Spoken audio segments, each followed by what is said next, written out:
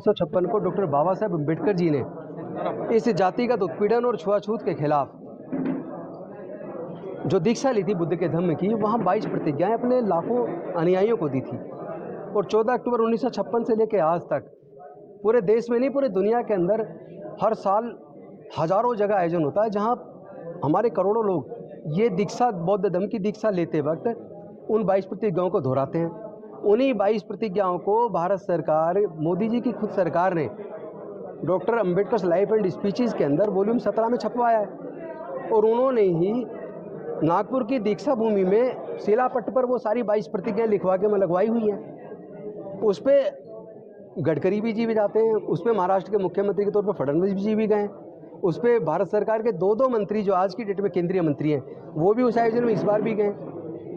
तो जिन प्रतिज्ञाओं को तो इतना बवाल मचाया इन्होंने, तो इन्होंने जो मेरे नेता अरविंद केजरीवाल जिन्होंने मुझे इतना सम्मान दिया और सहयोग दिया अच्छी योजनाएं बनाने में, चाहे वो जय भीम मुख्यमंत्री प्रतिभा विकास योजना बनाई हो, चाहे वो सीवर सफाई की मशीनें लाने वाला, सीवर में अंदर दिल्ली में उतरने पर रोक लगाने वाला मसला हो, तो जिन्होंने इतना मुझे सहयोग दिया, सम्मान दिया, उनको जिस तरह घसीटा गया, जबकि उनको पता भी नहीं है, उनका कोई लेना देना नहीं है, मेरी पार्टी का इस धम्म दीक्षा दिवस से कोई लेना देना नहीं है। और उसमें मैं एक व्यक्तिगत कैपेसिटी में, मैं व्यक्तिगत तौर पे उसमें शामिल हूँ बाबा साहब का सिपाही होने के नाते। और वहाँ राजरतन जी ने वो प्रतिज्ञाएं दिलवाई हैं और सब ने दोहराई हैं, हज़ारों लोगों ने दोहराई हैं, और पूरे देश में हज़ारों लाखों करोड़ों लोग दोहरा रहे हैं। उसको पकड़ के मुद्दा बना के जिस तरह भारतीय जनता पार्टी मेरी पार्टी को और मेरे नेता अरविंद केजरीवाल को बदनाम करने की कोशिश कर रही है, इससे मैं आहत हुआ हूँ। क्योंकि एक तरफ हमारे लूट के हत्या और इस पे तो वो नहीं बोलते। आपने लिखा है मैं आज 2 बंधनों से मुक्त हुआ। हाँ, मैं जो एक मंत्री के तौर पर जो समाज के हक अधिकार की लड़ाई को जिस मजबूती से रोड पे लड़ना चाहिए, उसमें मंत्री के तौर पे कहीं ना कहीं बंदिश होती है। तो आज मैं अपने आप को मुक्त महसूस कर रहा हूँ। मैं अपने समाज के हक अधिकार की लड़ाई को बेहद मजबूती से लड़ूंगा। ये जो मुझे धमकी दे रहे हैं ना, मैं इनसे डरता नहीं हूँ। ये हत्या कर सकते हैं मेरी, मेरे परिवार की, लेकिन मैं अपने समाज के, अपनी बहन बेटी की इज्जत की लड़ाई को, मान सम्मान की लड़ाई को लड़ूंगा, चाहे इसके लिए मुझे कुर्बानी देनी पड़े। धमकी दे रहा है मेरे, आप देखो ना ट्विटर पे, फेसबुक पे, और मेरे फोन पे देखो कितने फोन आ लिए धमकी के। आपने कोई शिकायत कराई है? नहीं, शिकायत तो अब देखेंगे ना, गृह मंत्री जी देखेंगे। शिकायत आपके माध्यम से करवा तो रहा हूँ। आपने जो बोला कि जो आपकी पार्टी को या बदनाम करने की कोशिश हो रही है, आगे ऐसे कार्यक्रमों में भी आप जाएंगे तो फिर क्या? क्योंकि आप तो पार्टी अभी भी विधायक हैं। देखिए मेरी बात सुनिए, मैं डॉक्टर बाबा साहेब अम्बेडकर जी का सच्चा सिपाही हूँ।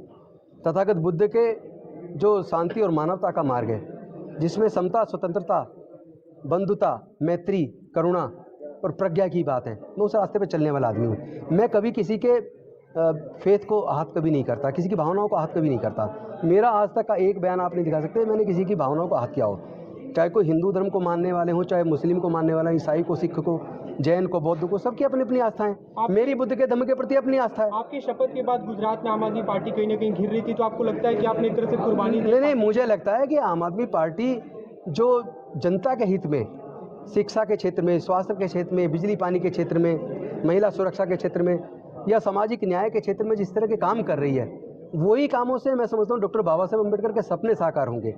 उनको रोकने की झूठी एक कहानी बनाकर जिस तरह बीजेपी कोशिश की, बीजेपी ने लोगों के मान को ठेस पहुंचाई, उससे मैं आहत हुआ हूँ, इसलिए मैंने इस्तीफा दिया। पार्टी की तरफ से क्या कोई इसके लिए दबाव था आप पे? नहीं, मेरे ऊपर कोई दबाव नहीं है। मैं एक वकील हूँ पेशे से। इसके बाद क्या कोई आपके नेता से बात हुई अरविंद केजरीवाल से इस बारे में? मंत्री जी अभी, मुख्यमंत्री जी अभी रैली में हैं गुजरात में। मैंने अपना उनको भेज दिया है, अपना ये दो पेज के पत्र में मैंने सब कुछ लिख के उनको भेज दिया है। अभी वो अभी मंच पे मैंने नहीं देखा। पहले उस विवाद को, इस पूरे मुद्दे को लेकर क्या कोई बातचीत हुई थी अरविंद केजरीवाल से आपकी, या अपनी तरफ से? नहीं, देखिए मैं तो एक कट्टर देशभक्त व्यक्ति हूँ और डॉक्टर बाबा साहेब अम्बेडकर और तथागत बुद्ध की शिक्षाओं को मानने वाला हूँ और उसमें मेरी आस्था है, तो मैं विचलित नहीं होता। कल अरविंद केजरीवाल, विचलित जो लोग हो रहे हैं वो उल जलूल हरकतें कर रहे हैं, धमकी दे रहे हैं। केजरीवाल ने वहाँ पे एक बात कही कि मैं कट्टर, सब जैसे धार्मिक रूप से भी उन्होंने बताया कि जन्माष्टमी को मेरा जन्म। मैं भी तो कट्टर धार्मिक हूँ, मैं तथागत बुद्ध के धर्म को मानता हूँ। फर्क सिर्फ इतना, सबका अपना अपना धर्म है। जैसे वो लोग कट्टर हैं अपने धर्म के प्रति, मैं तथागत बुद्ध की शिक्षाओं के प्रति कट्टर हूँ। स्वेच्छा से इस्तीफा अपना? जी, मैंने अपनी शिक्षा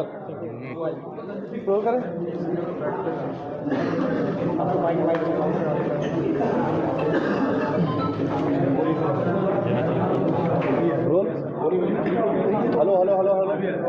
दिल्ली सरकार के मंत्री राजेंद्र गौतम ने अपना इस्तीफा दे दिया है। लगातार कंट्रोवर्सी चल रही थी और अब सर आपने इस्तीफा दिया है, वजह क्या है? क्या मान रहे हैं कि जो पूरे हालात बने, लगातार भाजपा के आप लोगों के आपके इस्तीफे की मांग भी कर रही थी? एक्चुअली जिस तरह मेरे समाज के लोगों का मूंछ रखने पे हत्या हो रही है, मस्जिद मंदिर में जाकर मूर्ति छूने पर हत्या हो रही है, घड़ा छूने पे इस तरह से निर्मम हत्या हो रही है, बहन बेटी की सामूहिक बलात्कार करके जिस तरह फांसी पे लटका के हत्या हो रही है, मैं इससे आहत हूँ कि मेरे देश के माननीय प्रधानमंत्री जी, गृह मंत्री जी और देश के कोई बड़े नेता इस पर बोल नहीं रहे हैं। इससे मेरा दिल पहले से दुखी था और ऊपर से जो सामाजिक इस भेदभाव, छुआछूत, ऊंच नीच और पूरे जीवन में जो इस तरह का उत्पीड़न डॉक्टर बाबा साहब अम्बेडकर जी ने झेला और उसके बाद उन्होंने देखा कि कोई सुधार की संभावनाएं नहीं है, तो उन्होंने 14 अक्टूबर 1956 को बुद्ध के धम्म की दीक्षा ली और वो 22 प्रतिज्ञाएं अपने समाज के लाखों अनुयायियों को दिलाई और तभी से हर साल अशोक विजयदशमी पर ये आयोजन होता है जहां ये 22 प्रतिज्ञाएं दिलवाई जाती हैं। और यहाँ तक कि भारत सरकार ने, मोदी जी की खुद के केंद्रीय मंत्री जी ने वही 22 प्रतिज्ञाएं डॉक्टर बाबा साहब का लाइव एंड वो स्पीच, राइटिंग्स एंड स्पीचेज के अंदर वॉल्यूम 17 में छपवाई है और वही 22 प्रतिज्ञा भारत सरकार ने नागपुर की दीक्षा भूमि में एक शिलापट पर लिखवा के लगाई है। उन 22 प्रतिज्ञाओं को जिसको आप खुद छाप रहे हो, खुद शिलापट लगा रहे हो, उन्हीं को आप आधार बना के आज जो है राजनीति के लिए गंदी राजनीति कर रहे हो उसके आधार पे। और अरविंद केजरीवाल जी का या मेरी पार्टी को बदनाम करो, जबकि उनका इसको इससे लेना देना नहीं है बौद्ध धम्म दीक्षा से। मैं भी व्यक्तिगत कैपेसिटी में उसमें गया हूँ, मंत्री के तौर पर तो नहीं गया। मतलब उनको जानकारी भी नहीं थी? नहीं, उनको जानकारी भी नहीं थी। और इस तरह उनके ऊपर मतलब इस तरह का आरोप लगाना ये बहुत थर्ड क्लास गंदी राजनीति है। अरविंद केजरीवाल डॉक्टर बाबा साहब अम्बेडकर के सपने को पूरा करने के लिए शिक्षा के क्षेत्र में, स्वास्थ्य के क्षेत्र में और महिला सुरक्षा के क्षेत्र में, बिजली पानी के क्षेत्र में, सामाजिक कल्याण के क्षेत्र में जिस तरह के काम कर रहे हैं, मुझे लगता है उन्हीं कामों से डॉक्टर बाबा साहब अम्बेडकर के सपना साकार होगा। तो उनको इस तरह मतलब इस मुद्दे पे घसीटना, उनके ऊपर जिस तरह हमलावर हुई है बीजेपी, ये हमला उनके ऊपर नहीं है, ये भारत के सभी लोगों के ऊपर हमला है। लोगों के, मुझे लगता है आस्था पे तो हमला उन्होंने किया है। इस तरह की वो उन्होंने बड़े बड़े होर्डिंग लगा दिए, तो जब वो पोस्टर पे ये सारा लिख के लगा रहे हैं तब आस्था ही नहीं जा रही क्या?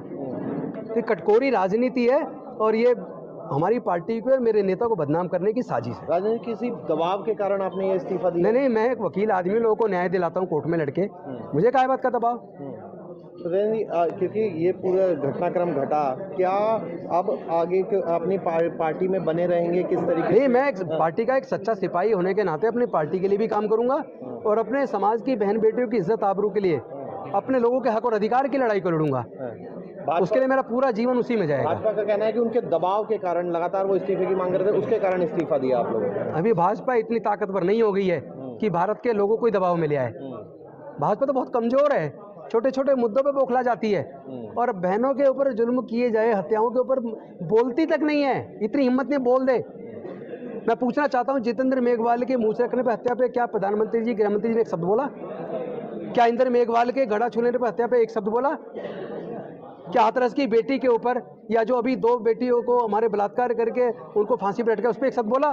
तो वो पता इससे लगता है कि वो कितने बुज़दिल लोग हैं, उनके अंदर हिम्मत नहीं बोलने की। आपके 2 पेज का पत्र है वो हमने पढ़ा, उसमें आपने लिखा मैं बंधन से मुक्त हो गया, तो फिर क्या अब निश्चिंत हो गई, अब इस तरीके के कार्यक्रम में आप जाएंगे? निश्चिंत हो गए। मैं समाज के हक और अधिकार की अब लड़ाई को बहुत मजबूती के साथ लड़ूंगा।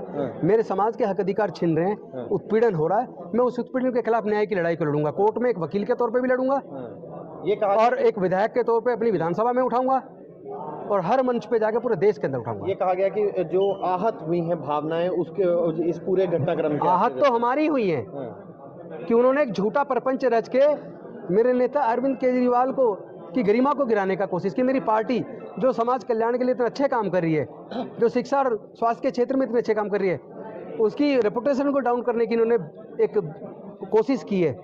एक ऐसा अपराध इन्होंने किया है जिससे मेरे पूरे समाज के, पूरे देश के लोग आहत हैं।